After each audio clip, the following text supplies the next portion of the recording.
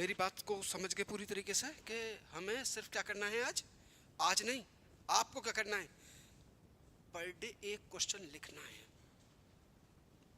PBIQ मिला है, कोई न्यूज़पेपर की न्यूज उतारने लगो एक। अब क्लासिकल अप्रोच रही है कि नहीं, अच्छा मूवी देखते हो बिगड़ रहे हो, अच्छा मूवी देखते हो बिगड़ रहे हो, इसका मतलब ऐसा नहीं है यार। आज मूवी सिखाती है कुछ हमें, ठीक। वो हमारे टाइम में होता था कि पापा और मम्मी इस बात पर नाराज होते थे, हमें सब मूवी देखने निकल जाते हो, ये करते हो, पढ़ते कब हो, है नहीं।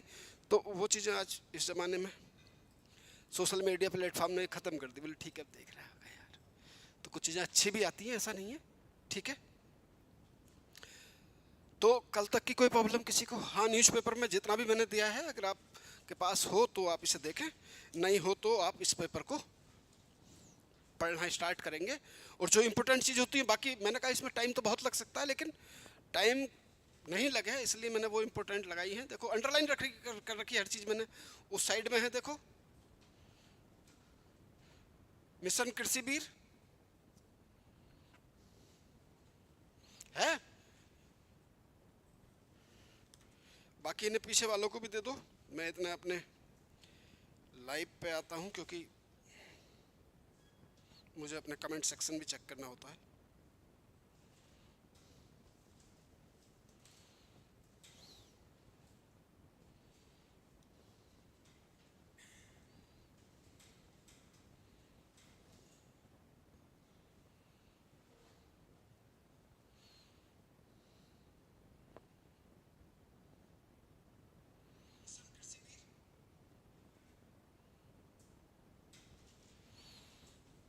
पूरा पेपर देखेंगे आप, आपको मिल जाएंगे वो, ठीक है। और ये जो आपके पेपर आपने मुझे कल ला के दिए थे, ये पेपर सारे लोग डाउनलोड कर लें, है नहीं, इससे ये पता लग जाएगा। इसमें मैंने कुछ नहीं करा है, बस मैंने आप लोगों की एक आदत बनानी स्टार्ट करी है कि इन चीज़ों को आप चेक करना शुरू करें कि फैकल्टी जो पढ़ा रहे हैं वो कहीं कुछ मिल भी रहा है या नहीं मिल रहा है। ये जिम्मेदारी किसकी है? आपकी है। अब मैं यहाँ कुछ भी पढ़ाता रहूँ, आप पढ़ते रहो, पता चला एग्जाम में कुछ मिल ही नहीं रहा, तो फिर क्या मतलब है टाइम वेस्ट करने का? तो इन बातों का भी ध्यान रखना है। तो मैंने जो कल आपको पढ़ाया था, क्या क्या पढ़ाया था भाई? चलिए आते हैं अपने पूरे मुद्दे पे, है नहीं। तो स्टेट की सारी परिभाषाएं हमारे पास हो गई थी, स्टेट हो गया था, पॉलिटिकल थ्योरी हमारी हो गई थी। तो अब बात ये थी कि भाई कैसे स्टेट होने चाहिए, लिबरल होने चाहिए, सोशलिज्म होने चाहिए, सोशल वाले होने चाहिए, जिसमें राइट भी होने चाहिए, जिसमें क्या होना चाहिए, क्या होना चाहिए, इक्वलिटी भी होनी चाहिए, फ्रीडम भी होनी चाहिए, है नहीं। तो हर आदमी ने अपनी थ्योरी अलग अलग दी। तो एक थ्योरी होती है लिबरलाइजेशंस। कौन सी है? लिबरलाइजेशंस। देख रहे हो ना, आपने पेपर देख लिया, न्यूज़पेपर, कुछ इंपोर्टेंट चीजें समझ में आई, इन्हें राइट डाउन कर लेंगे जाके अपने पेपर पे, ठीक। तो लिबरलाइजेशंस क्या है भाई? लिबरलाइज्म कह सकते हैं हम।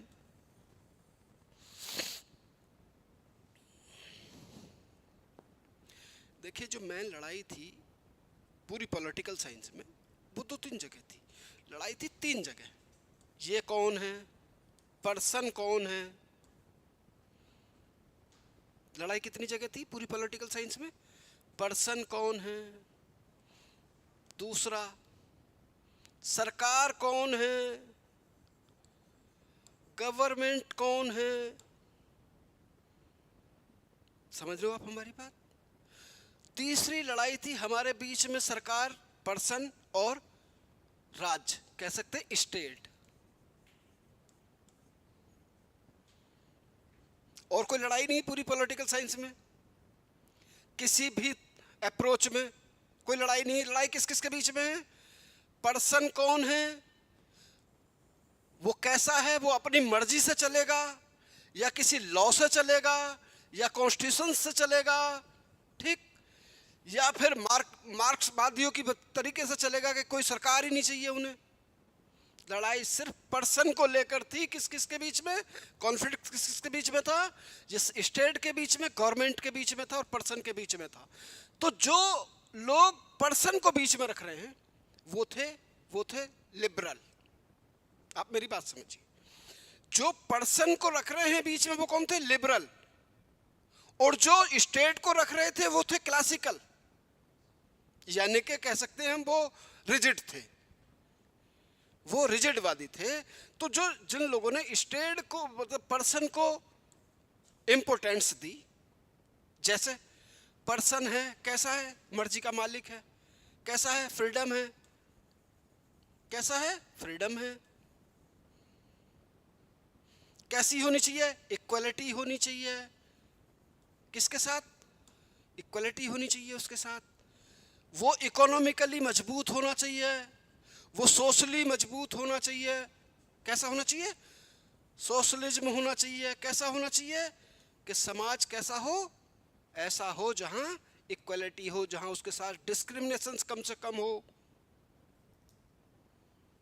ठीक, तो लिबरलाइजेशन की जो क्लासिकल थ्योरी है, एक्चुअल में लिबरलाइजेशन आया क्यों, ठीक, तो इसके कारणों पर जाना पड़ेगा हमें। क्या कारण थे ऐसे कि ये थ्योरी निकल के आई।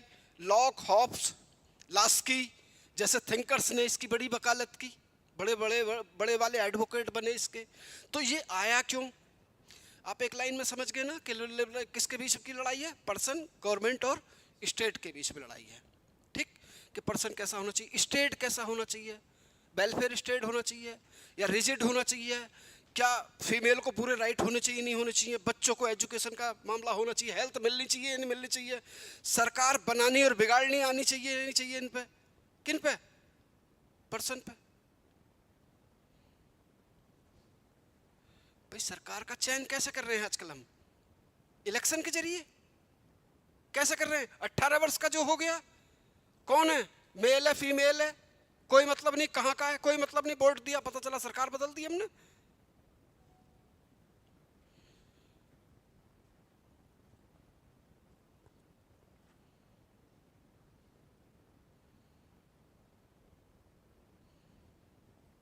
कमेंट सेक्शन चेक करें।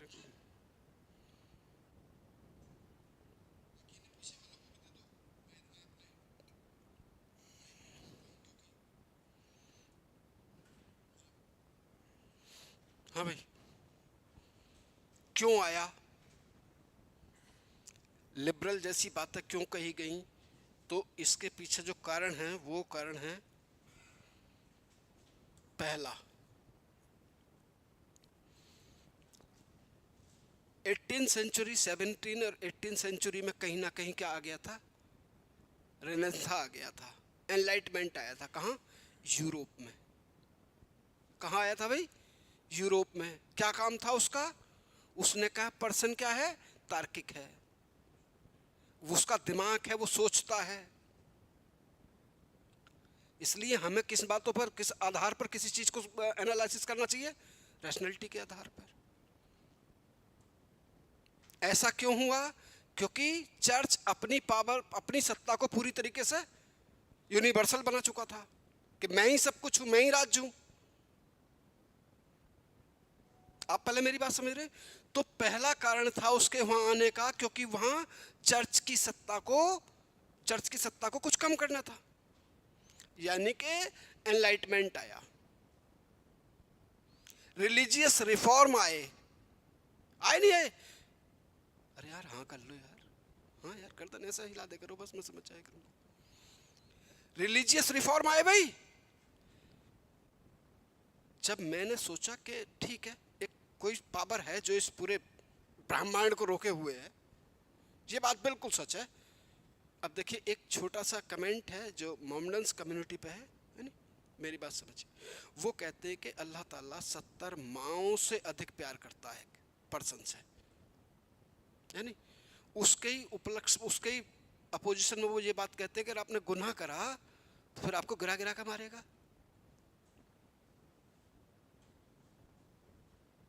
ऐसी कोई मम्मी है जो अपने बेटे और बेटियों को गिरा गिरा के मारे, वो प्यार भी करे, कहीं कहीं तो उसे समझाने की वजह से करती है। तो ये कंट्रोवर्शियल है नहीं है चीजें भाई। एक जगह तो कह रहे हो आप 70 माओं से अधिक प्यार करता है, एक तरफ कह रहे हो कि वो फ्राइड कर देगा तेल में, तो कंट्रोवर्सी है नहीं है। बट मां कितना ही गुस्सा हो सकती है, लेकिन ऐसा थोड़ी हो सकता है। तो ये सब चीजें क्या आई, तर्क आया निकल के। तो रिलीजियस रिफॉर्म हुए बहुत सारे उस टाइम। तो पहला तो आप बताएंगे एनलाइटमेंट आया। बस इतना सा सुनना आपको, एनलाइटमेंट क्या है मैंने आपको बता दी। लोगों में रैशनैलिटी आई। अभी तक आदमी में रैशनैलिटी नहीं थी। आदमी को क्या माना जा रहा था, पापी आदमी माना जा रहा था। मोक्ष की प्राप्ति तुम्हें ऐसा नहीं होगी जब तक चर्च को दान नहीं दोगे। समझ रहे हो? बोले अच्छा समझ लो साहब, जो कुछ भी अर्न किया वो आप लो। दूसरा रिलीजियस रिफॉर्म हुए। रिलीजियस रिफॉर्म हुए। आप मेरी राइटिंग पे गुस्सा नहीं होंगे, आप मुझसे पूछ लेंगे ये क्या लिखा, मैं बता दूंगा, ठीक। और हाँ सुनिए, एग्जाम हॉल में भी राइटिंग उतने मायने नहीं रखती है, बस समझ में आनी चाहिए सामने वाले के, ठीक। तीसरा, जो वहां सामंतवाद था, सामंतवाद बड़े लैंडलॉर्ड थे, उनके खिलाफ था, क्योंकि वो भी एक्सप्लॉइट कर रहे थे आम आदमी को। किसानी करा रहे थे उससे, खेतों में काम करा रहे थे, पैसे नहीं दे रहे थे उससे, ठीक। टैक्सेशन बहुत ज्यादा था, ठीक। तो क्या था, फ्यूडलिज्म के खिलाफ भी आई बात। आएगी नहीं आएगी? बिल्कुल आएगी। तो एक नई विचारधारा निकल के आई जिसे कहा गया लिबरल।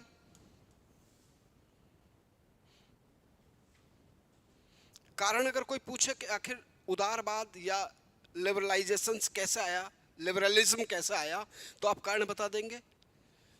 यूरोप में 17वीं 18वीं शताब्दी में क्या स्टार्ट हुआ, यही लिखना है आपको। अगर एग्जाम में पूछने लगे तो जो मैं बोल रहा हूं क्यों आया, तो क्या होता, एनलाइटमेंट हुआ, रैशनैलिटी आ गई, चर्च की पावर को कहीं ना कहीं, चर्च की सत्ता को क्रिटिसाइज करने लगे लोग। क्यों करने लगे? क्योंकि उन्हें पता है कि अब ये चीजें ऐसे हो ही नहीं सकती, ठीक।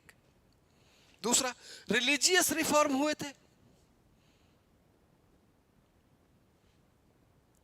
धार्मिक सुधार आंदोलन। प्रोस्टेट और कैथोलिक दोनों नाम सुने ना आपने, है नहीं? प्रोस्टेट कौन थे? यही थे, मतलब कहीं ना कहीं, नहीं ऐसा नहीं, अगेंस्ट नहीं थे, खिलाफ नहीं थे चर्च के, वो तर्क के आधार पर बात कर रहे थे। कि जैसे मैंने अभी एक एग्जांपल दिया कि एक अल्लाह अपने किसी बंदे से 70 माओं से अधिक प्यार करता है, तो वो इतना गुस्सा कैसा हो जाएगा कि उसे फ्राइड कर दे? तो ये तर्क है ना। तो ऐसा नहीं चर्च के खिलाफ थे प्रोस्टेट, नहीं, उन्होंने कहा जो बातें सही हैं उन्हें मानो।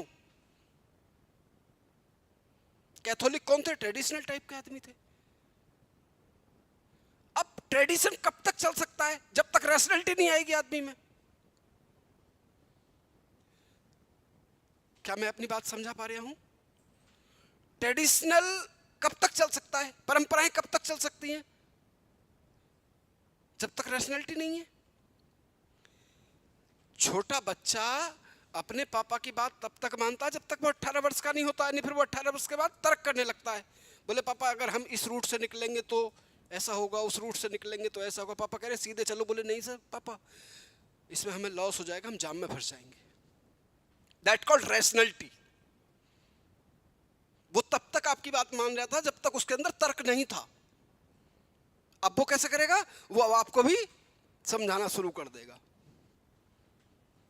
कई बार होता नहीं, जब फंस जाते हैं पापा जी तो बच्चों को बुलाते हैं, यार बेटा इसमें बताओ क्या होना चाहिए, यार तो ऐसे ऐसे हो गया। क्यों? क्योंकि उन्हें पता है कि तुम बिल्कुल, आप लोगों के पास तर्क है। ऐसा नहीं, मैंने भी तार्किक सोचा है, तार्किक काम करें, लेकिन कुछ हो गई तो आप मेरे कहने का एक लाइन में ये सेंस समझ के जो मैं कहना चाह रहा हूं कि प्रोस्टेट वो लोग थे जो चर्च की परंपरा को उस तरीके से नहीं मान रहे थे जैसे वो मनवा रहा था, ठीक। ये जो थे, इन लोगों ने भी झंडे गाड़ रखे थे अपने। कहा यार पूरा दिन तुम्हारे खेत में काम करते हैं, पूरा टैक्सेशन जो पैदा होता है आप ले जाते हो, हम भूखे रह जाते हैं। क्या यही है? क्या यही समाजवाद है? क्या ये स्वतंत्रता है? क्या ये इक्वलिटी है? क्या ये जस्टिस है? ये चीजें यहीं से निकल के आई, ठीक। तो 18वीं शताब्दी में कुछ लोगों ने इसको डेफिनेशन दी। एक्चुअल में देखिए आने के पीछे कारण ये था जी। अच्छा तो मैं इंग्लिश में बोल रहा हूँ ना, इंग्लिश में तो ठीक है ना, टर्म। हाँ, ओके ओके ओके। देखिए, जो गवर्नमेंट है और स्टेट है और पर्सन है, इनके बीच में तो कॉन्फ्लिक्ट है, जो भी है, आज तक भी है, ये आज भी चलता नहीं चलता है, इन्हीं के बीच में तो है। तो जो पर्सन है वो, अब लिबरल वाले कैसे कह रहे हैं, लिबरल लोग क्या कह रहे हैं पर्सन को, लिबरल कह रहे हैं पर्सन को कि भाई साहब ये फ्रीडम है, इसके पास क्या है, फ्रीडम है, इसे इक्वलिटी मिलनी चाहिए, किसके नाते, पर्सन के नाते, ह्यूमन के नाते क्या मिलनी चाहिए, इक्वलिटी। इसे जस्टिस मिलना चाहिए, किसके खिलाफ, स्टेट के और गवर्नमेंट के, दोनों के खिलाफ जस्टिस होना चाहिए, स्टेट के और गवर्नमेंट के खिलाफ इसे क्या मिलना चाहिए, इक्वलिटी मिलनी चाहिए, जस्टिस मिलना चाहिए, फ्रीडम मिलनी चाहिए। क्यों, क्योंकि ये स्वतंत्र पैदा हुआ है, इसके ह्यूमन राइट भी हैं, समझ रहे हो। तो ये जो इनके वजह से जो ये प्रॉब्लम आई, तो बोले भाई ये क्या है, बोले ये लिबरल है, लिबरल लोग हैं। लिबरल क्या करेंगे भाई, पर्सन को क्या देंगे, फ्रीडम देंगे, पर्सन को क्या देंगे भाई, इक्वलिटी देंगे, पर्सन को क्या देंगे भाई, जस्टिस देंगे, ठीक। किसके खिलाफ देंगे, यहां तक के पर्सन के पास ये पावर भी है दोस्तों कि वो सरकार को बदल दे या नहीं बदल दे। जैसे हम आप हर 5 साल के बाद इलेक्शन हो जाता है, हर 5 ईयर के बाद होता नहीं, 5 ईयर के बाद। अच्छा, ये जो भी जो डिजिट है ये भी इंग्लिश में बतानी है मुझे, जैसे कई बार मैं 5 बोल गया है, नहीं 5 नहीं बोलना, 5 बोलना है। हाँ ठीक, गुड गुड। हाँ तो हाँ,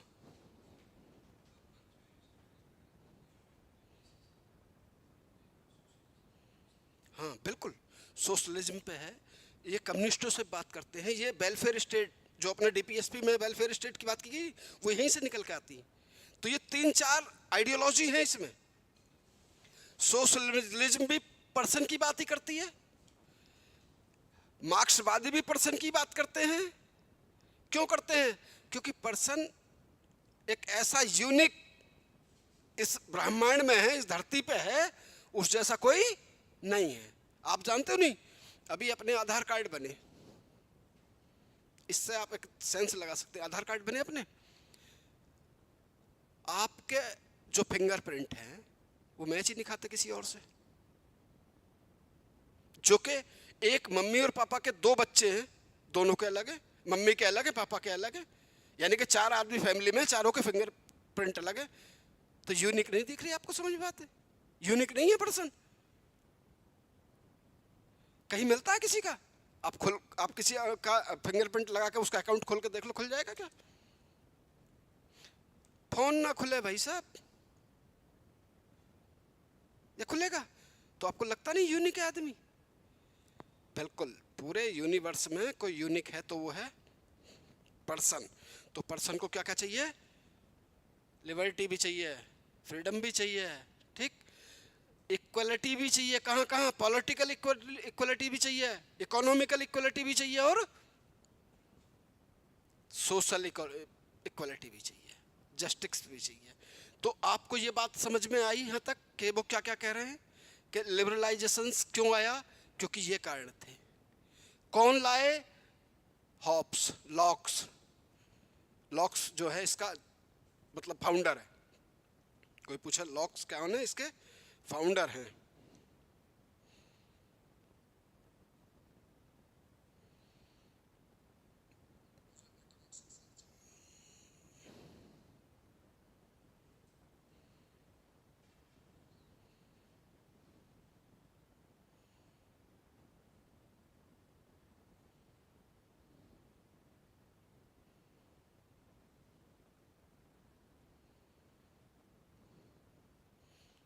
चलिए, तो पहला पॉइंट था क्यों, दूसरा पॉइंट बना क्या, मतलब कैरेक्टरिस्टिक्स पूछ कह सकते हो आप, दूसरा कैरेक्टरिस्टिक्स क्या थी इसकी, ठीक। और तीसरा बात था कि इसमें कौन कौन से थिंकर हैं जिन्होंने क्या क्या बातें कही हैं। तो क्या यहाँ तक आप मेरी बात समझ गए क्यों है ये आया, कह क्या रहे हैं वो, पर्सन को बीच में रख रहे हैं किसके, सरकार के और स्टेट के, और स्टेट और सरकार पे कुछ बाउंडेशन लगा रहे हैं। यहाँ तक के पर्सन को उन्होंने यहाँ तक फ्रीडम दी है कि पर्सन चाहे तो सरकार को बदल सकता है। कैसे बदल सकता है, इलेक्शन के जरिए, ऐसा नहीं रिवोल्ट करके, ठीक, इलेक्शन के जरिए पीसफुल तरीके से सरकार को वो बदल सकता है, इसलिए उन्होंने सरकार को बदलने की बात करी, ठीक। तो इन्होंने कहा कि भी देखिए जो क्लासिकल थ्योरी है, क्लासिकल थ्योरी ऑफ लिबरलाइजेशंस, ठीक, तो उसमें हमें दो थिंकर स्पेशली पढ़ने हैं। पहला हमें पढ़ना है lock, LO,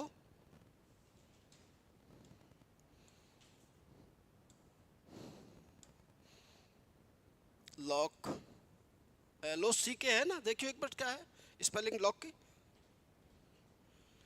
lock, John Locke,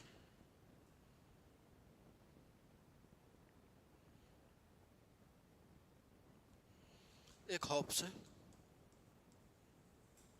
Hobbs, HOBBES, Hobbs. Locks को फाउंडर माना गया है,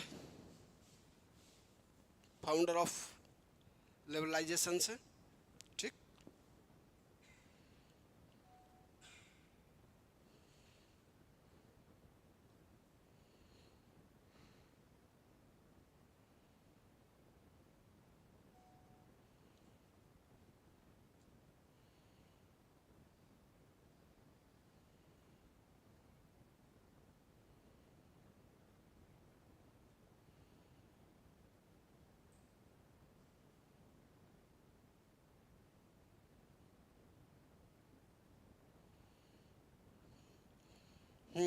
लॉक्स फाउंडर माना गया है, और उन्होंने ये बात कही है कि एक पर्सन के पास 3 फ्रीडम होनी चाहिए। पहली वो पॉलिटिकल फ्रीडम होनी चाहिए, दूसरी सोशल होनी चाहिए, और तीसरी इकोनॉमिकल होनी चाहिए। पॉलिटिकल में उसने कहा है उसके पास राइट होने चाहिए, कौन से राइट होने चाहिए, राइट टू इक्वलिटी के राइट होने चाहिए, ठीक। उसे इलेक्शन के जरिए सरकार बदलने का राइट होना चाहिए, है नहीं, इलेक्शन के जरिए सरकार बदलने का राइट होना चाहिए। और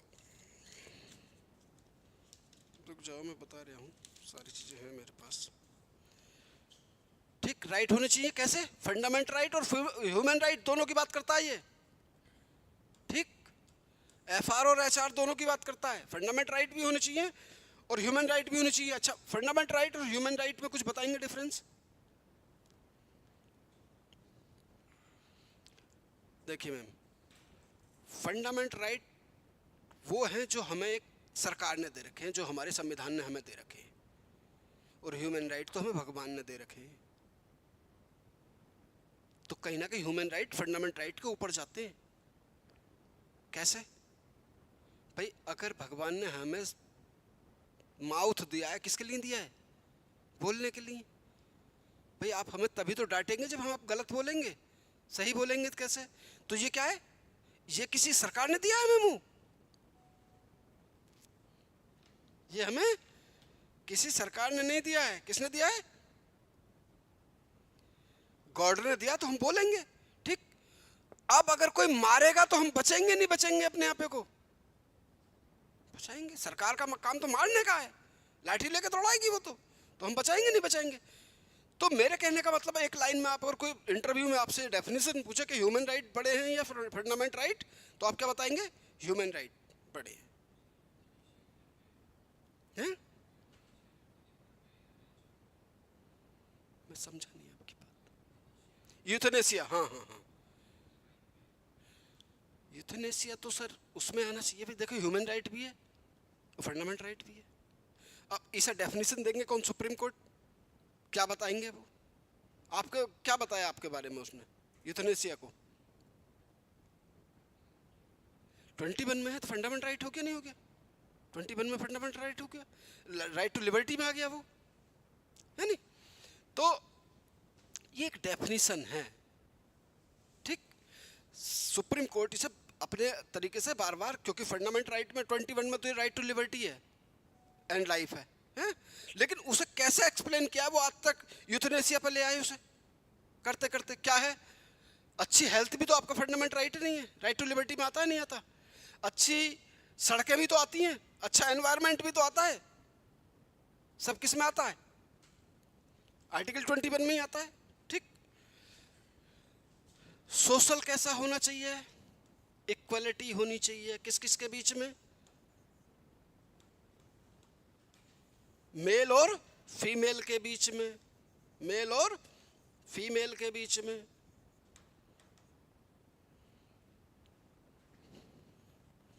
होनी चाहिए नहीं होनी चाहिए मेल और फीमेल के बीच में? क्या अभी तक जो क्लासिकल थिंकर थे, जो चर्च का चल रहा था मामला, उसमें फीमेल के पास कितने राइट थे भाई? अगर हम आज इतने पढ़े लिखे ना हों, तो अगर हम अपने पिछले इतिहास को उठा के देखें तो फीमेल को कहाँ राइट थे अपनी सोसाइटी में? थे कहीं? नहीं थे यार। आप हाँ कहो इस बात पे, आप जानते हो मैं नई बात नहीं कर रहा। लेकिन जब इक्वलिटी की बात संविधान में आई तो कहीं ना कहीं लिबरलाइजेशन से आई नहीं आई? तो हमारे संविधान वालों ने भी कहा कि नहीं भैया सब बराबर है, चाहे वो मेल है या फीमेल है, कौन है वो, बराबर है। और स्पेशली कुछ प्रिविलेज दिए उन्हें हमने, फंडामेंटल राइट में उन्हें क्या दिए हमने? प्रिविलेज दिए कि वो उस टाइम पे काम पे नहीं आएंगी। कब? जब उन्हें मैटरनिटी लीव होगी तो वो काम पे नहीं आएंगी, लेकिन सैलरी बराबर मिलेगी, पूरी फैसिलिटी से मिलेंगी। और उससे पहले सती प्रथा थी, चाइल्ड मैरिज था नहीं था? तो अब क्या, जब इक्वलिटी की बात की इन्होंने लॉक्स ने और हॉब्स ने, तो क्या बात कही इन्होंने कि मेल और फीमेल क्या हैं? बिल्कुल सेम है। और यहीं से फंडामेंटल राइट और ह्यूमन राइट निकल के आए। फंडामेंटल राइट अगर आप देखेंगे तो फंडामेंटल राइट में एक तो इक्वलिटी बिफोर लॉ है, एक इक्वल प्रोटेक्शन ऑफ लॉ है। दोनों में कोई डिफरेंस जानते हैं आप? कोई बताएगा? क्योंकि आर्टिकल 14 में लिखा हुआ है कि राइट इक्वलिटी बिफोर लॉ और equal protection of law privilege के बेसिस पे। फॉर एग्जाम्पल आप देखेंगे कि यूके में क्या है? यूके का मतलब जब भी मैं कहूं तो आप सीधे ब्रिटेन चले जाना, ठीक? वो है इक्वलिटी बिफोर लॉ। ये क्या कहता है? ये डाइसी की है। डाइसी एक थिंकर है इंग्लैंड के, उन्होंने कहा रूल ऑफ लॉ की बात करी है। किसकी बात करी बेटा उन्होंने? Rule of law. Rule of law जानते हैं ना आप लोग? नहीं जानते, मैं समझा रहा हूं। देखिए रूल ऑफ लॉ समझना है। रूल ऑफ लॉ क्या कहता है? ये अभी हम सोशल में चल रहे हैं ना, जहां भी चल रहे हैं आप उसकी टेंशन ना लें। आपको सिर्फ उतनी चीजें ही बता देनी जितनी मैं क्लास में बोलता हूं। यकीन करें आप, मेंस में अपना काम हो जाएगा। देखिए रूल ऑफ लॉ क्या है? रूल ऑफ लॉ, इसके 3 पॉइंट। ये कहता है कि कानून, लॉ सभी पर समान रूप से लागू होता है। कानून, सुपरमेसी ऑफ लॉ। पहला पॉइंट क्या है इसका? Supremacy of law. डाइसी है ये ब्रिटेन के, उस पर आज हम चल रहे हैं। ब्रिटेन चल रहा है, यूएस चल रहा है, पूरी कंट्री एक नॉर्थ कोरिया को छोड़कर काय पे चल रहे हैं? रूल ऑफ लॉ पे ही चल रहे हैं। दूसरा, कानून बनाने वाला भी कानून से ऊपर नहीं है, वो भी कानून के दायरे में आता है, ठीक? तीसरा, सरकार भी इस लॉ के अंडर में आती है। इस सरकार जो है वो भी इस लॉ के अंडर में आती है। तो रूल ऑफ लॉ का क्या मतलब था? कानून के सामने सब समान। इक्वलिटी बिफोर लॉ का क्या मतलब है? क्या मतलब है? कानून के सामने सब समान, यही तो बात है। अब देखिए, अब मैं आपको इसका डिस्क्रिमिनेशन सुनाता हूँ, ये कहाँ भेदभाव करता है। ये भेदभाव करता है इस सेंस में, आप देखिए रूल ऑफ लॉ का डाइसिक जो है, इसमें अब आप देखिए कि वो डिस्क्रिमिनेशन कैसे करता है। इंडिया में लौट जाते हैं या कहीं भी लौट के आ जाते हैं। मान लीजिए अभी फाइनेंस मिनिस्टर ने बजट पेश किया है, ऐसे आप समझेंगे इस बात को। जब बजट पेश किया है तो उन्होंने इनकम टैक्स की बात करते हैं हम, आईटी की। उन्होंने कहा कि जो 0 से 10,000 या 1,000 मान लो यार, छोटी बोले 1,000 आमदनी है जिसके पास अर्न करता है, वो 10 रुपए देगा। क्या देगा? Income tax. ठीक। दूसरा स्लेब है कि जो 100 के 1 लाख से 500 के यानी कि 5 लाख तक कमाएगा, वो कितने देगा? 20% देगा। अब आप मेरी पूरी बात समझ रहे? इक्वलिटी बिफोर लॉ समझा रही हूं मैं आपको, इक्वलिटी बिफोर लॉ समझा रही हूं मैं आपको। ठीक है भाई, कौन देगा? हमें नहीं पता कौन देगा। एक ऑटो चलाने वाला है, एक ऑफिस में जॉब करता है, एक गवर्नमेंट की जॉब करता है।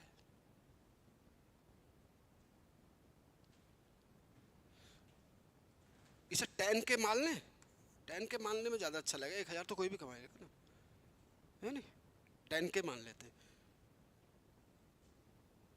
10,000 है ये, ऐसा मान ले 10,000 है। क्या एक रक्षा जो ऑटो चला रहा है वो 10,000 कमाएगा तो 10 रुपए देगा, है नहीं? एक गवर्नमेंट की जॉब कर रहा है या अपनी कोई बिजनेस कर रहा है, वो भी 10% देगा। तो ये right to equality, equality before law तो है, लेकिन क्या ये रीजनेबल प्रोटेक्ट है? एक आदमी तो पैसे दे सकता है, एक आदमी को कमाना, इतना ज्यादा मेहनत करने के बाद भी वो 10 रुपए दे, तो ये डिस्क्रिमिनेशन कैसा है? रेशनल नहीं है, रैशनैलिटी के साथ नहीं, रेशनल नहीं है डिस्क्रिमिनेशन। डिस्क्रिमिनेशन ऐसे होना चाहिए कि भाई आपने कहा कि भाई जितने भी बाइक वाले हैं उनका कोई चालान नहीं कटेगा, और बोले जो साइकिल चलाएगा उसका चालान कटेगा। तो ये बात गलत है नहीं है भाई? इक्वलिटी बिफोर लॉ तो आपने दे दिया, सही है बात, लेकिन इक्वल प्रोटेक्शन ऑफ लॉ नहीं है, इक्वल प्रोटेक्शन ऑफ लॉ नहीं है। इसलिए यूएसए की साइड में जाकर जब इक्वल प्रोटेक्शन ऑफ लॉ देखा तो उसने कहा कि भाई ठीक है, एक सोसाइटी में जितने समान लोग हैं वो समान टैक्स देंगे, जॉब वाले टैक्स देंगे, लेकिन जो एग्रीकल्चर कर रहा है, जो किसानी कर रहा है, वो कहां से टैक्स देगा? इसलिए किसान को हम प्रिविलेज देंगे कि वो कोई टैक्स नहीं देगा। तो अब आप ये आरोप नहीं लगाएंगे कि ये इक्वलिटी बिफोर लॉ का वायलेंस है या रूल ऑफ लॉ का वायलेंस है, क्योंकि इंसान तो किसान भी है, इंसान पर्सन तो ये भी है, पर्सन वो भी है, तो फिर आप कैसे डिस्क्रिमिनेशन कर रहे हो पर्सन के आधार पर? तो बोले नहीं, ये रीजनेबल रिस्ट्रिक्शंस है। तो इक्वलिटी बिफोर लॉ की बात जो है वो डाइसी की है, कहाँ? यूके में। लेकिन इक्वल प्रोटेक्शन ऑफ लॉ कहाँ है? यूएसए में इंप्लीमेंटेशन है। वहाँ के सुप्रीम कोर्ट ने इसको सही करके एक्सप्लेन किया कि देखिए जो ग्रुप है वो इक्वलिटी ठीक है, उनके बीच में समानता होनी चाहिए, लेकिन ऐसा थोड़ी है कि फीमेल को भी उतना ही काम कराओगे, उसे कोई प्रिविलेज नहीं दोगे। बच्चे भी बराबर टैक्स देंगे, बच्चों का क्या है? फंडामेंटल राइट है, एजुकेशन उन्हें मिलना चाहिए। कहाँ से? 6 to 14 ईयर तक फ्री ऑफ कॉस्ट और एंड कंपलसरी एजुकेशन मिलनी चाहिए। तो क्या है? इक्वलिटी बिफोर लॉ तो ठीक बात है, लेकिन इक्वल प्रोटेक्शन ऑफ लॉ होना चाहिए।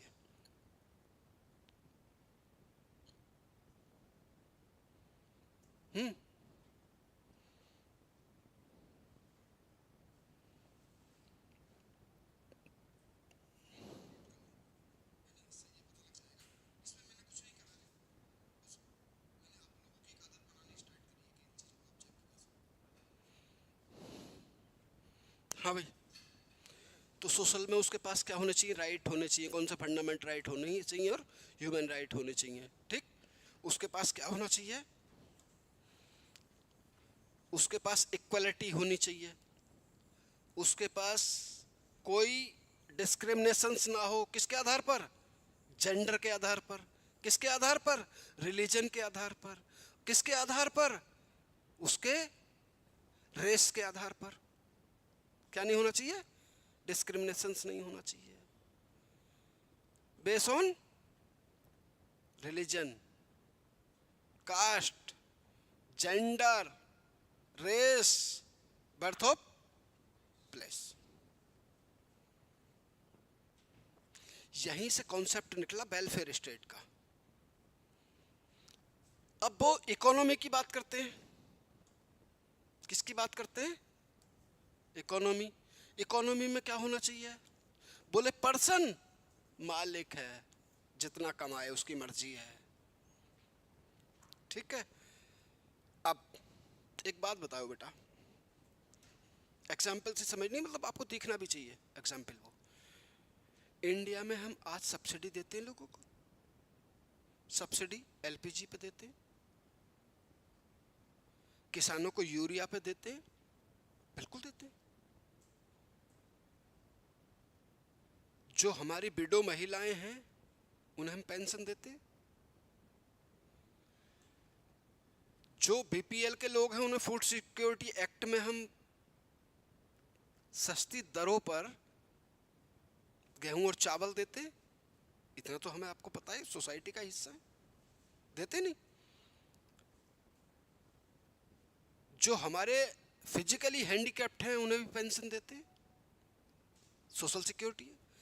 जो हमारे 60 वर्ष के एज होल्डर्स हैं, 60 प्लस वाले एज होल्डर्स से क्या देते हैं, हम उन्हें पेंशन देते हैं, देते नहीं। अब कहने लगे कि साहब पेंशन मुझे भी चाहिए। समझ रहे हैं आप मेरी बात, कि पेंशन मुझे भी चाहिए। हम प्रधानमंत्री आवास में लोगों को, बीपीएल के लोगों को हाउस प्रोवाइड करा रहे हैं, घर प्रोवाइड करा रहे हैं, क्यों, क्योंकि वो सक्षम नहीं है। तो ये जो डिस्क्रिमिनेशन से कैसा है, रैशनैलिटी के आधार पर है या नहीं है, है कि जो सक्षम नहीं है उसे देना हमारी गवर्नमेंट की, सोशल सिक्योरिटी देना हमारी गवर्नमेंट की जिम्मेदारी बनती है।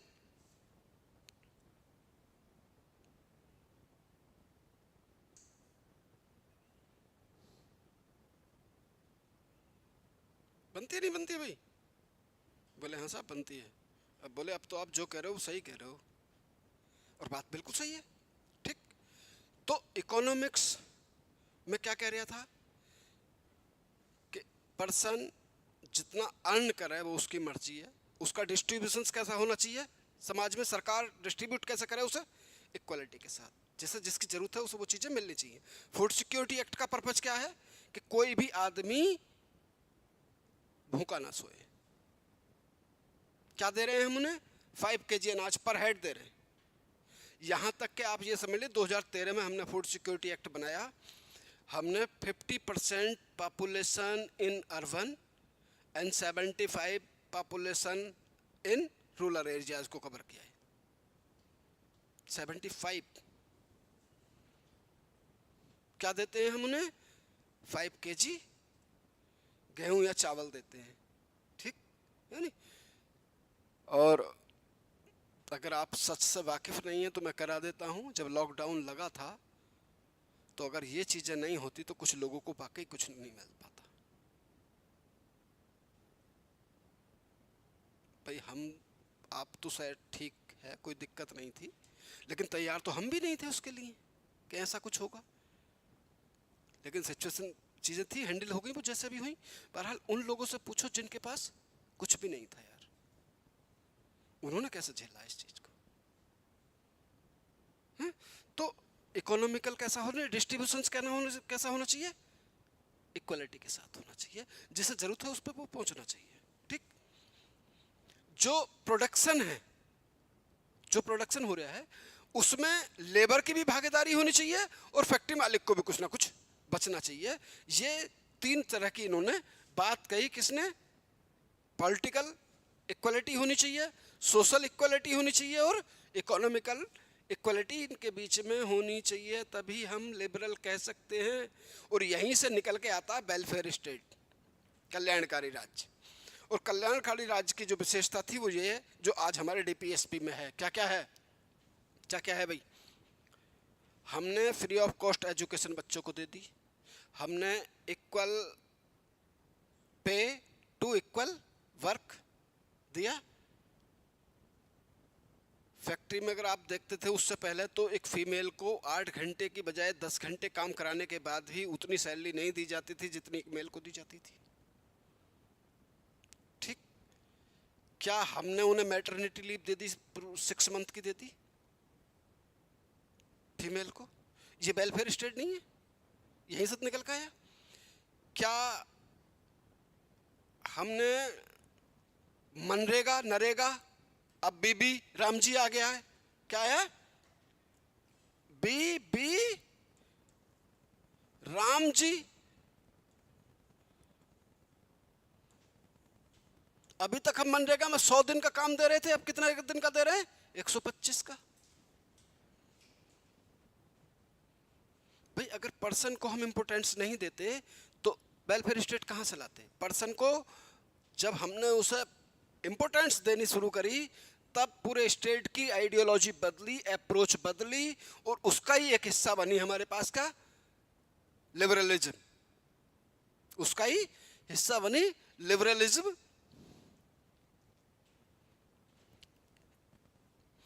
क्या मैं अपनी बातों को यहां तक समझा पाया? ठीक, आज भी 44 हमारा चल रहा है, 45 में हम दे चुके हैं एजुकेशन, और 46 की अगर आप बात करें, आर्टिकल बोल रहा हूँ मैं ये डीपीएसपी के 46 की बात अगर हम करते हैं तो 46 में ये लिखा हुआ है कि जो वीकर सेक्शन है इंडिया का, उनके बच्चों को कहाँ, एजुकेशनल इंस्टीट्यूशंस में, 46 की बात बता रहा हूँ मैं आपको, हम कुछ रिजर्वेशन देंगे। और हमने दिया। जब रिजर्वेशन दिया तो बात निकल के आई कि कुछ लोगों को ये बात बुरी लगी कि राइट टू इक्वलिटी का वायलेंस, ये तो भाई आर्टिकल 14 का वायलेंस है। यहीं से तो basic structure Kesavananda Bharati case आया, यहीं से तो स्टार्ट हुई है ये बात, क्योंकि फंडामेंट राइट था। फिर right to property fundamental right था। वो पहला कॉन्स्टिट्यूशन अमेंडमेंट कब हुआ? 1951 में हो गया। 9th शेड्यूल क्यों जोड़ा गया? वो इसलिए जोड़ा गया 46 में यही तो हुआ। केरला में केरल सरकार ने और तमिलनाडु सरकार ने अपने इंस्टीट्यूशंस में, एजुकेशनल इंस्टीट्यूशंस में वीकर सेक्शन के बच्चों को, यानी कि डिप्रेस क्लास के बच्चों को एडमिशन में कुछ रिजर्वेशन दे दिया।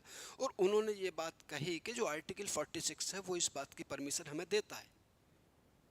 ठीक है, भी देता है, लेकिन आपका भाग 3 जो पार्ट 3 है फंडामेंट राइट, बोले 14 भी तो कुछ और कहता है। मामला सुप्रीम कोर्ट आ गया।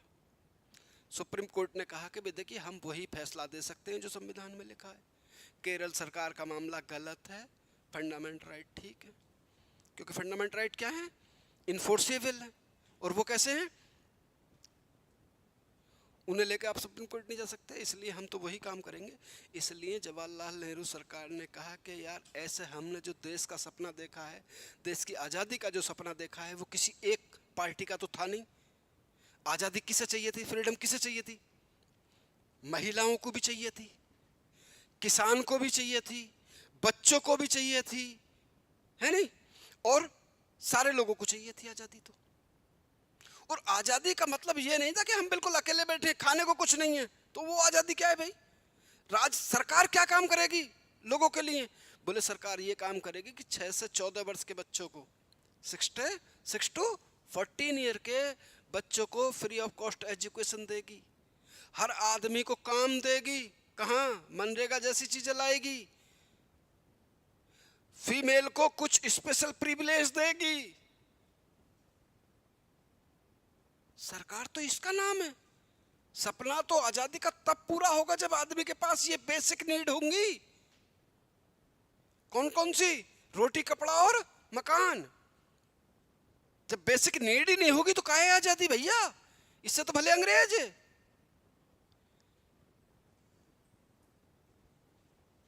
समझ रहे हो नहीं? इससे भले तो अंग्रेज थे, अगर ये चीजें हमारे पास नहीं है, नहीं मिल रही हैं, बेसिक चीजें अपने सिटीजन को नहीं दे पा रहे हैं, तो उनका मतलब, आजादी का मतलब क्या उनके लिए? अपनी बात नहीं कह पा रहे आदमी, तो फिर क्या, कैसी आजादी भाई? पुलिस आती है, लाठी घुमा देती है, क्यों भाई? हमें ऐसा स्टेट नहीं चाहिए था, हमें ऐसी आजादी नहीं चाहिए थी। हमें ऐसी आजादी चाहिए थी जो सबके पास काम हो, सबके पास एम्प्लॉयमेंट हो, उस सबके पास फूड सिक्योरिटी हो, सबके पास हेल्थ हो, सबके पास एजुकेशन हो, सबके पास रोड रोड कम्युनिकेशंस हो, रेलवे का भी हो। संचार के जो कम्युनिकेशंस के साधन है वो सबकी पहुंच में होने चाहिए। ऐसा ना हो रेलवे में सिर्फ टिकट मिलेगा किसे? बड़े लोगों को।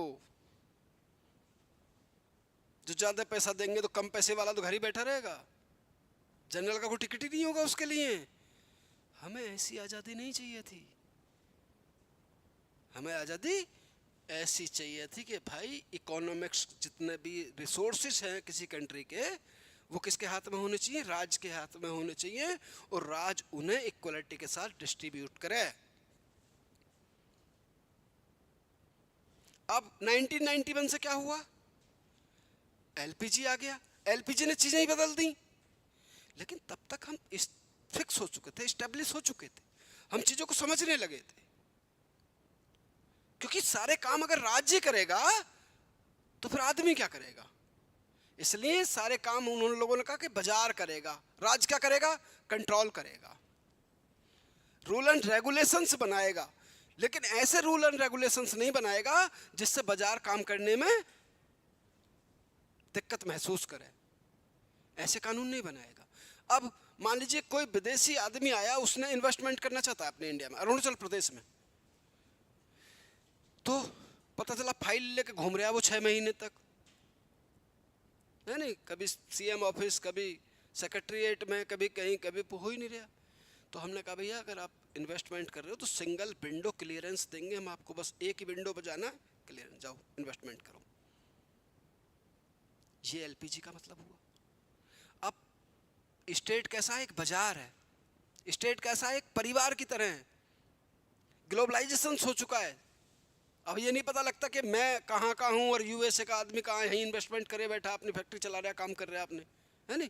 और लोग एम्प्लॉयमेंट दे रहे हैं, तो उसके अपने प्रॉफिट है, उसके अपने लॉस है। ठीक भाई? तो अभी आप 1 मिनट रुकेंगे।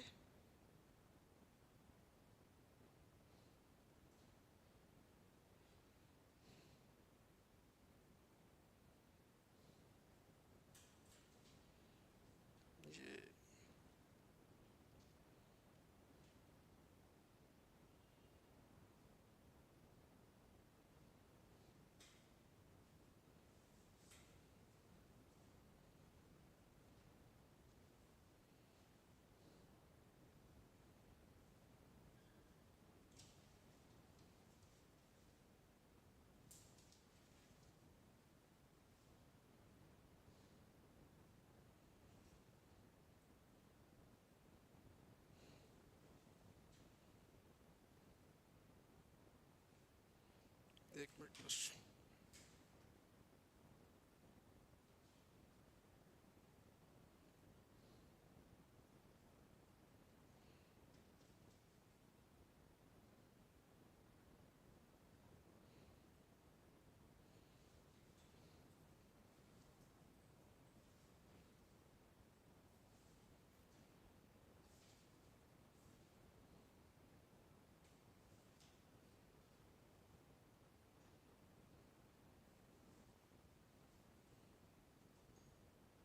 तो लिबरलाइजेशन का मतलब आप समझ गए ना पूरी तरीके से?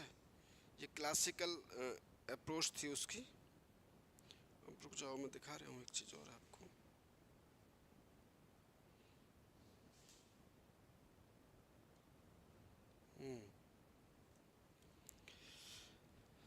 हॉब्स,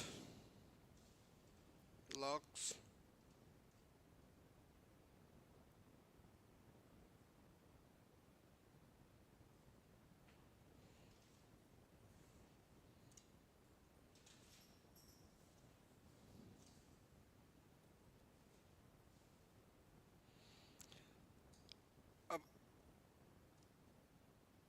एक काम और लिखना है अब आपको, लिखना मतलब पढ़ना है कि एक नया प्रयोग हुआ, नई चीज निकल के आई, वेलफेयर स्टेट। वेलफेयर स्टेट इसी का एक अगला पार्ट है, welfare state.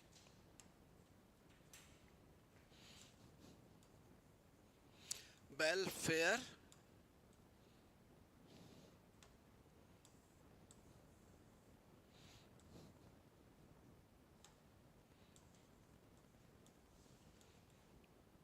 Welfare state. Welfare state की क्या क्या करेक्टरिस्टिक्स होनी चाहिए, ये भी ये बात कहता है कि जो पॉलिटिकल है, पॉलिटिकल अप्रोच है वो कैसी होनी चाहिए, सोच कैसी होनी चाहिए, मतलब कुल मिला के आपको घूमना इनके बीच में, कैसी अप्रोच होनी चाहिए। और इकोनॉमिकल अप्रोच कैसी होनी चाहिए। तो पॉलिटिकल अप्रोच मैं आपको समझा ही रहा हूँ कैसी होनी चाहिए, डीपीएसपी है, हर स्टेट को ऐसे काम करने चाहिए। सोशल में मैंने बताया फीमेल, ओल्ड एजर्स, ठीक, चाइल्ड, इनको सबसे फैसिलिटीज देने की जिम्मेदारी किसकी है, स्टेट की जिम्मेदारी है, ठीक। जो इस लायक है और जो इस लायक नहीं है,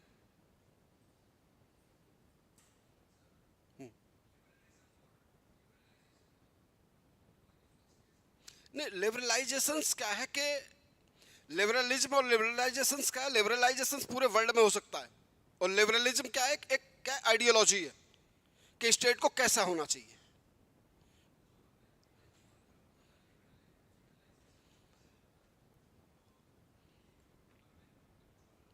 यस, वो गवर्नेंस की बात करता है।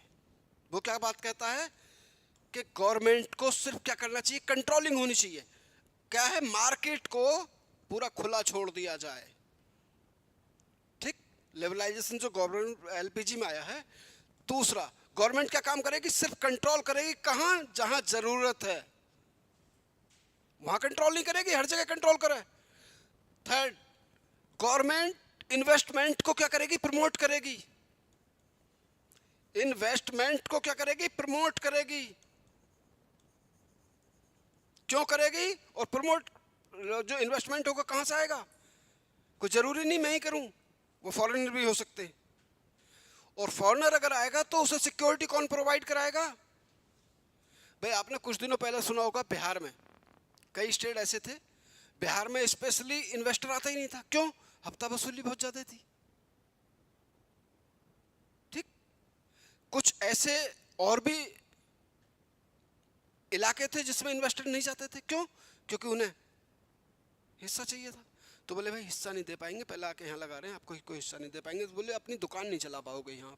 बोले ठीक है, तो हम जा ही नहीं रहे। तो सिक्योरिटी कौन प्रोवाइड कराएगा इन्वेस्टर को, राज्य। तो राज्य की जिम्मेदारी क्या है, राज्य को कम किया गया, मार्केट को खोला गया, कंट्रोल, बस कंट्रोल एंड सिक्योरिटी प्रोवाइड कराएगी वो, किसे, बाजार को, ठीक। इन्वेस्टर को प्रमोट करेगी। ये हमारी 1991 की एलपीजी थी, ठीक। लिबरलाइजेशन क्या है, एक आइडियोलॉजी है, ऐसा होना चाहिए। तो लास्की ने अलग तरीके से, हॉब्स ने अलग तरीके से, और जॉन लॉक ने अलग तरीके से उसे डिफाइन किया।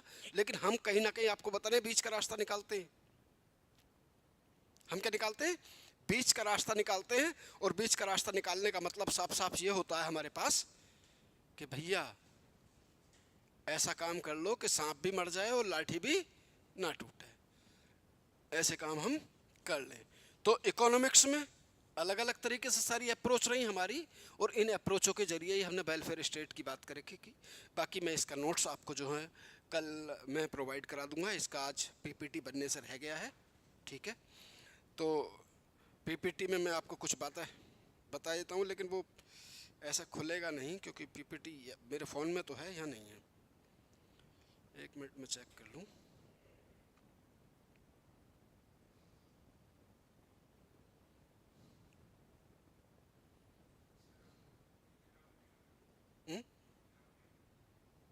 एनफ, नहीं नहीं, हैंड राइट ना, प्रिंटेड है मेरे, जो मेरे अपने खुद के नोट्स हैं वो मैं आपको दूंगा, मेरे खुद के अपने हैं।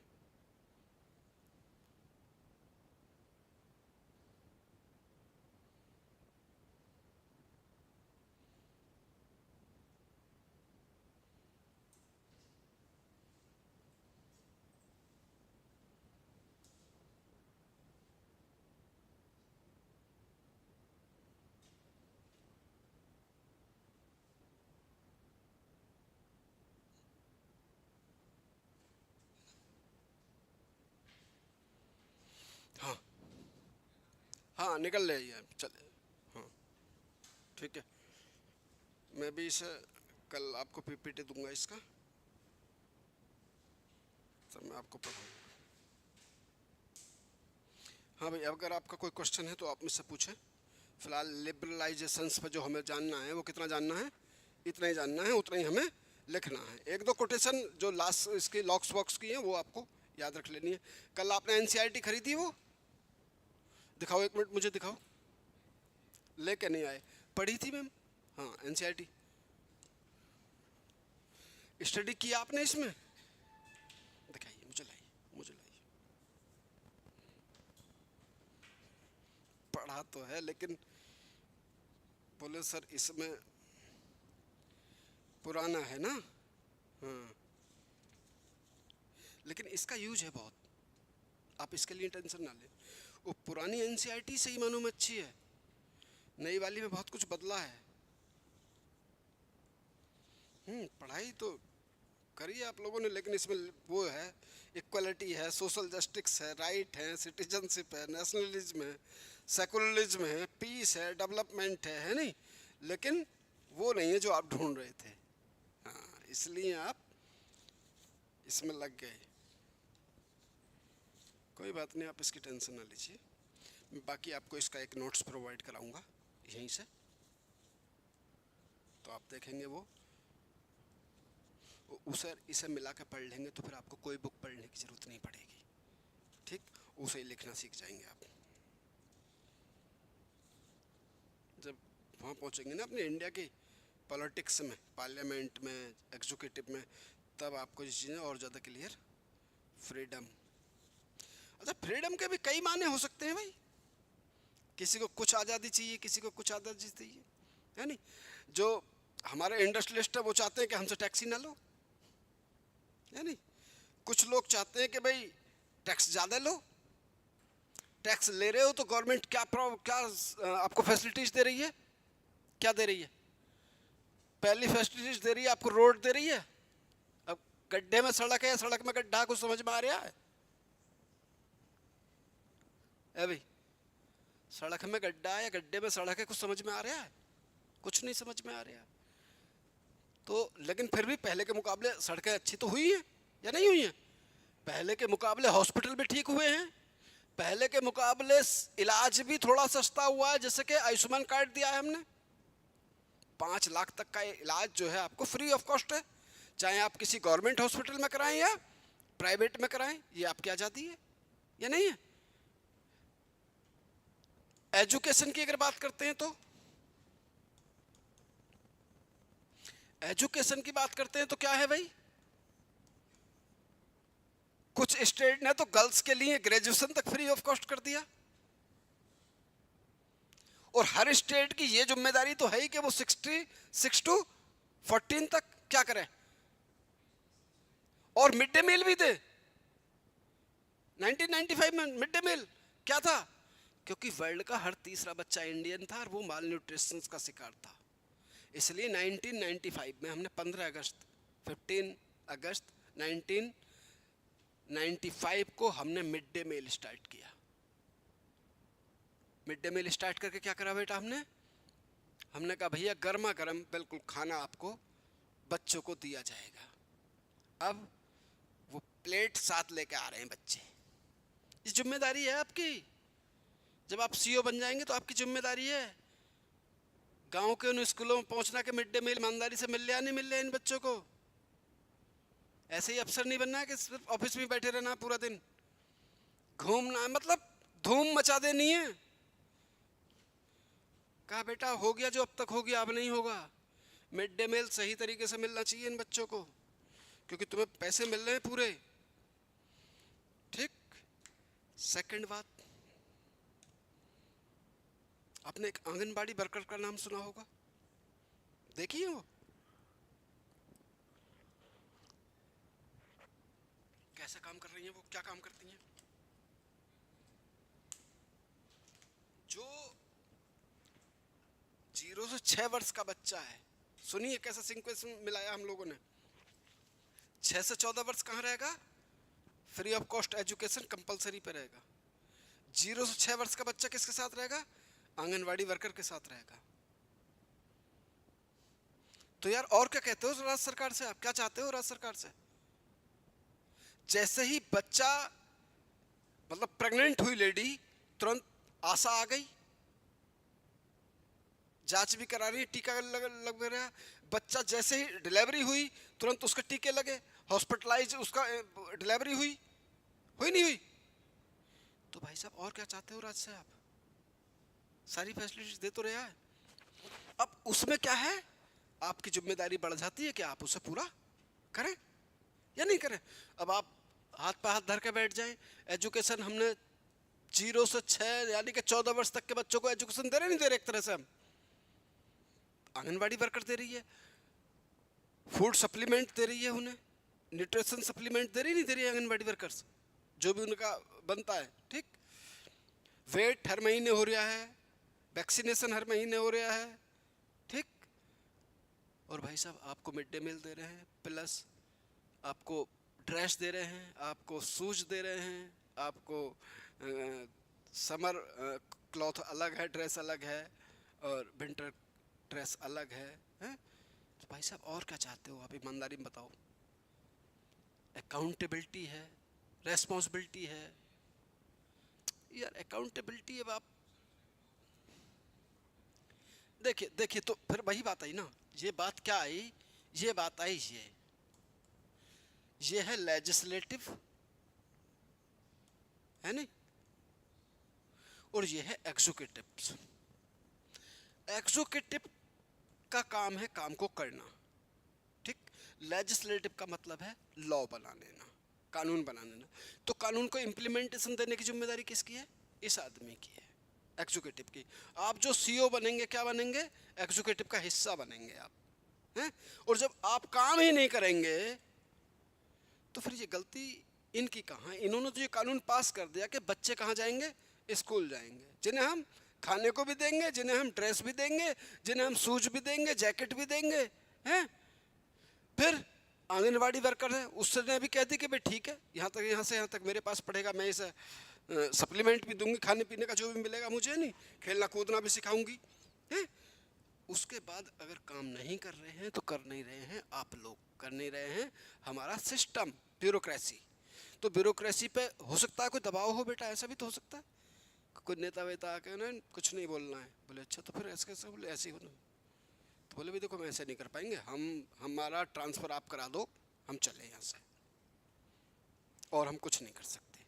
तो इसलिए वहाँ आपको किसी से ज़्यादा डरने की, क्योंकि आपको हटाने की पावर उतनी आसान नहीं है, आपको इतनी जल्दी से हटाया नहीं जा सकता। बस आप अपने दिखा दो कि नहीं काम करने आए भाई, देख काम करेंगे, जो गलत होगा उसे बर्दाश्त नहीं करेंगे, जो सही होगा उसे इनाम भी देंगे। और उठाओ ड्राइवर को, चल बेटा आज इस गांव में चलते हैं, जाकर हड़कंप मचा दो। आपको पावर देखनी है ना, तो यही है पावर।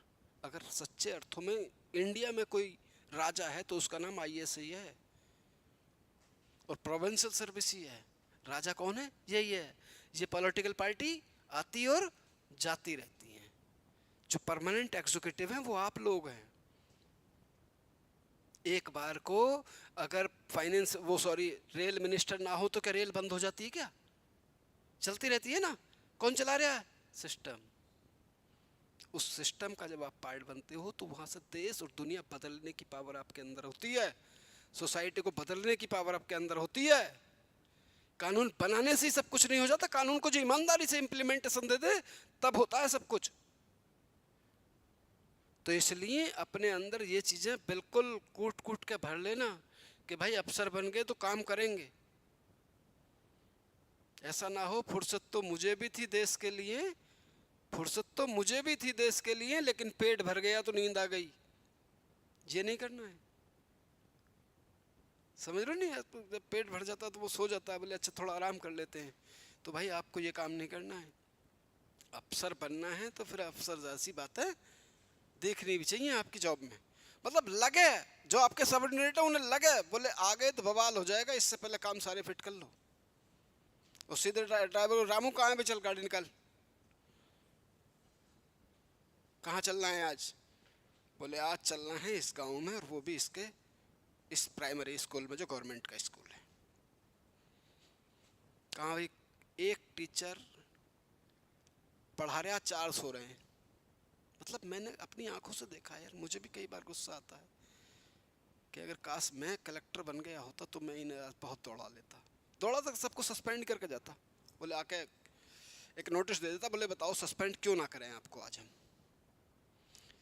तो समस्याएं हैं तो समाधान भी है उनका, ऐसी बात नहीं, अगर आप चाहो तो समाधान भी है, ऐसी बात नहीं कि मिड डे मील में जो मेन्यू है उसके अकॉर्डिंग खाना नहीं बनना है।